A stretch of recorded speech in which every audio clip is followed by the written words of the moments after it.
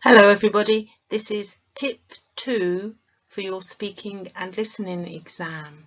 So during this video I want you to think about questions you ask to help somebody make choices. Your work for your speaking and listening exam is about listening to the examiner, asking questions and showing that you understand. So in the Trinity exam, once the examiner has asked you about your own photograph, the examiner will tell you that he or she has to make a choice. I'm going to tell you about a choice I have to make. When the examiner says this to you, they're expecting you to listen to that choice and ask questions to help them come to a decision. So one of the questions you might ask is, how long have you been thinking about this?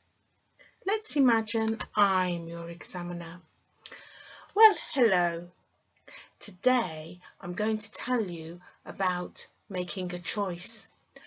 I don't know which course to do, so I'd like to do a course on art and I'd like to do a course on poetry, but I can't decide which one to do, so I have a choice. What I want you to do is help me make that choice, and that's your work for the exam. You might ask the question, do you want to do one thing more than you want to do the other? That's quite a good question to get people thinking about their own decisions. You might ask, what are you interested in?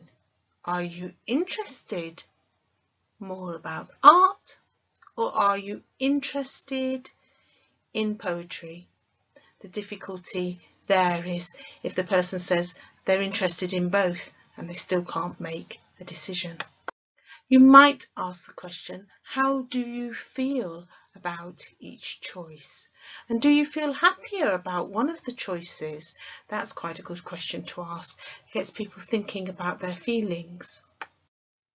You could ask the question, does your decision fit in with your long-term goals? So your long-term goals might be about your employment, or it might be about your future at college, and it might be about just wanting to be healthy and happy and doing a course that's quite creative.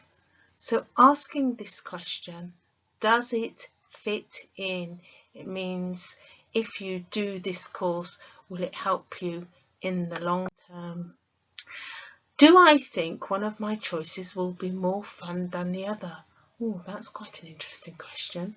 Do you think that art will be more fun than poetry? Which one do you prefer? I think you really need to ask this question of anybody who can't make a choice. Which one do you prefer? Can you cope with? That's quite interesting, isn't it? Can you cope with all the work you will need to do for art? Can you cope with all the thinking you might need to do for poetry? And instead of that word cope, you might ask, can you manage? Can you manage this course? Can you manage how much work there will be for the courses?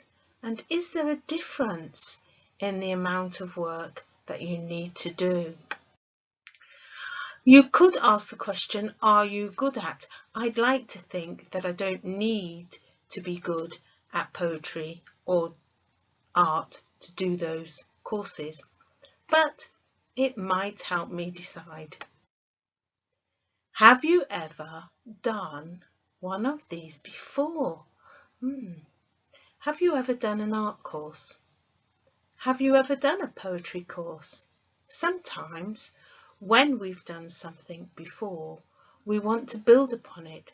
Sometimes we want to do something different. So this could be a good question to ask. Is one of the courses more expensive than the other? Yes, unfortunately, we do need to think about how expensive something is.